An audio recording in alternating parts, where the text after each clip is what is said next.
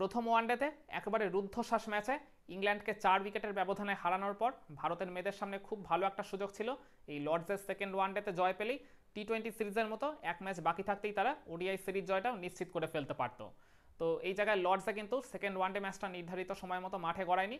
ওই বৃষ্টি এসে প্রচুর বাগড়া দিয়েছিল, মানে এতটাই তুমুল পরিমাণে বৃষ্টি পড়ছিল যে কারণে নির্ধারিত সময়ের থেকে প্রায় 4 ঘন্টা পর খেলাটা শুরু করতে বাধ্য হলো ম্যাচ অফিসিয়ালরা। তো সেই কারণে ম্যাচটা কিন্তু কমে এসেছিল 29 ওভারে। তো এই জায়গায় ইংল্যান্ডের ক্যাপ্টেন ন্যাট সিভার ব্রান্ড টস দিতে আগে ভারতকে ব্যাটিং করতে পাঠান, কিন্তু ভারতের ইনিংসের শুরুটা একেবারেই ভালো হয়নি। সেকেন্ড ওভারেই ওপেনার প্রতিক রাওয়াল নিজের উইকেটটা খুঁয়ে ফেলেন, তিনি ওই জায়গায় পুরোপুরি ক্লিন বোল্ড হয়ে গেছিলেন, 3 রানের বেশি করতে পারেননি, আর ভারতের স্কোরটা তখন হয়ে গেল 1 উইকেটে 6। এরপর নাম্বার 3তে ব্যাটিং করতে নামা হার্লিন দেওয়াল আর আরেক ওপেনার স্মৃতি মান্ধানার মধ্যে একটা 40 রানের বেশ ফাইট ব্যাক পার্টনারশিপ গড়ে ওঠে। এদিন আবার পাওয়ার প্লেটা হয়ে গেছিল 6 ওভারে। তো 6 ওভার শেষে কিন্তু ভারতের স্কোরটা খুব বেশি ছিল না, 1 উইকেটে 25 ছিল। বল শুরুর দিকে এতটাই বেশি মুভমেন্ট করছিল, এতটাই আর কি র সুইং হচ্ছিল, মানে ওই পার্টিকুলার ফেসটা কিন্তু ব্যাটারদের জন্য খুব ডিফিকাল্ট ছিল। সেই কারণে ওই মানে আর কি ফেসটা আর কি এই দুই ব্যাটার খুব ভালো মতো কাটিয়ে দেওয়ার পরে কিন্তু তারা আবার পাল্টা কাউন্টার অ্যাটাক শুরু করেছিল ইংল্যান্ডের বোলারদের উপর।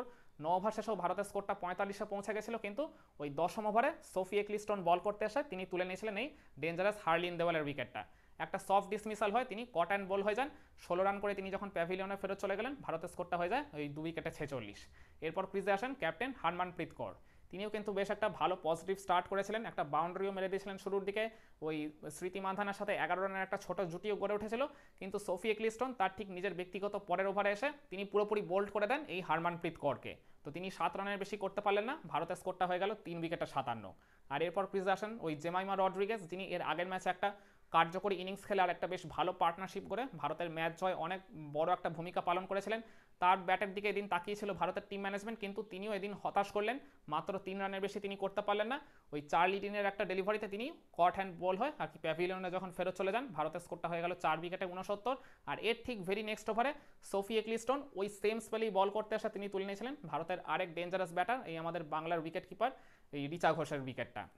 মানে খুবই আনফর্চুনেটলি তিনি একটা সামনের দিকে লেংথের ডেলিভারিতে ওই ফ্লিক করতে গিয়ে বলের লাইনটা মিস করে পুরোপুরি এলবিডাব্লিউ হয়ে যান। 2 রানে তিনি যখন আউট হয়ে যান, ভারতের স্কোরটা হয়ে গেল 5 উইকেটে 72। তখন মানে একটা প্রবল রকমের ব্যাটিং কোলাপস হয়ে গেছে, মানে টিম ইন্ডিয়া তখন মানে অল অফ আ সাডেন আর কি ব্যাক ফুটে চলে গেছে বলতে পারেন। তখন ক্রিজে এক প্রান্তে মানে একাই আর কি দাঁড়িয়েছিলেন ওই মানে ওপেনার স্মৃতি মান্ধানা। তো 72 রানে যখন 5 উইকেট খুঁয়ে ফেলেছে ভারত, এরপর ষষ্ঠ উইকেটে তারা একটা লড়াই করার চেষ্টা করেছিল ওই দীপ্তি শর্মার স্মৃতি মান্ধানার মধ্যেকার একটা 26 রানের জুটির উপর ভর করে। দুজনে কিন্তু বেশ ভালো মতো সেট হয়ে গেছিলেন, ওই ব্যাটিং বিপর্যয়টা কাটিয়ে আস্তে আস্তে তারা কিন্তু ভারতের স্কোরটাকে বেশ সামনের দিকে এগিয়ে নিয়ে যাচ্ছিলেন। কিন্তু 100 রান যখন আর কি হবে করছে এরকম একটা অবস্থায় স্মৃতি মান্ধান একটা বড় শট খেলতে গেলেন ওই লেফট আর্ম স্পিনার ওই লিনজে স্মিথকে, তিনি ওই জায়গায় আর কি মানে ক্যাচ দিয়ে বসেন ওই চার্লি ডিনার হাতে। তো যেখানে মনে হচ্ছিল তিনি হাফ সেঞ্চুরিটা হয়তো তুলে নিলেও নিতে পারেন, 42 রানের মাথায় তিনি যখন আউট হয়ে যান, ভারতের স্কোরটা হয়ে গেল ওই 6 উইকেটে 98। এরপর আবারও একটা 26 রানের মতো জুটি গড়ে উঠেছিল ওই বোলার অরুন্ধতী রেড্ডি আর ওই অলরাউন্ডার দীপ্তি শর্মার মধ্যে।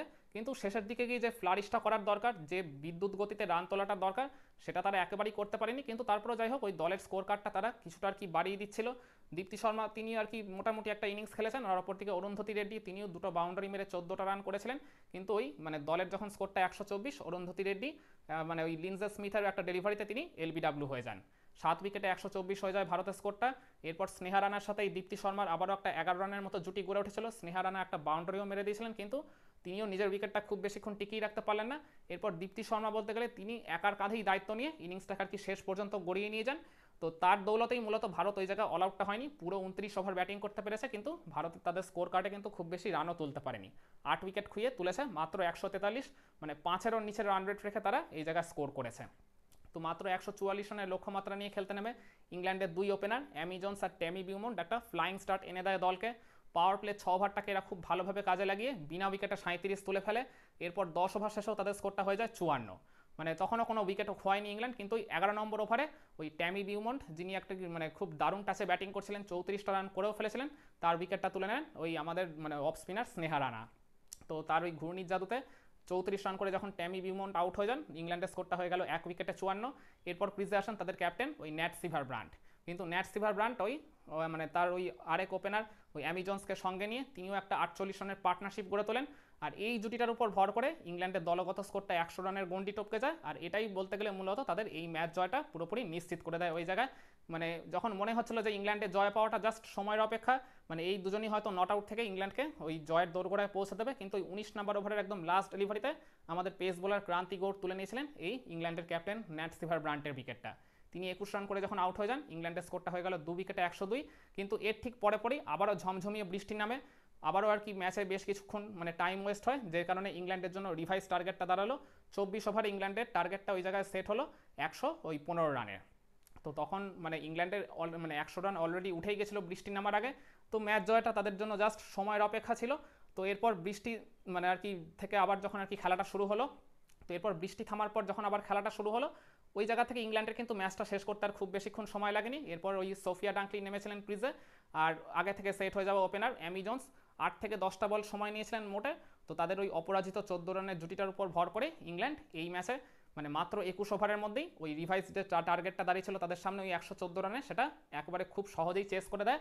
আর ওই জায়গায় অ্যামি জোন্স তিনি 46 রান করে আর সোফিয়া ডাঙ্কলি 9 রান করে ক্রিজে অপরাজিত ছিলেন। তো যার ফলে এই সেকেন্ড ওয়ানডে ম্যাচটা, যেটা ইংল্যান্ডের জন্য আবার ডু অর ডাই ম্যাচ ছিল, এই ম্যাচটা ইংল্যান্ড হারলে কিন্তু তাদের এই সিরিজ জয়ের আশা পুরোপুরি শেষ হয়ে যেত।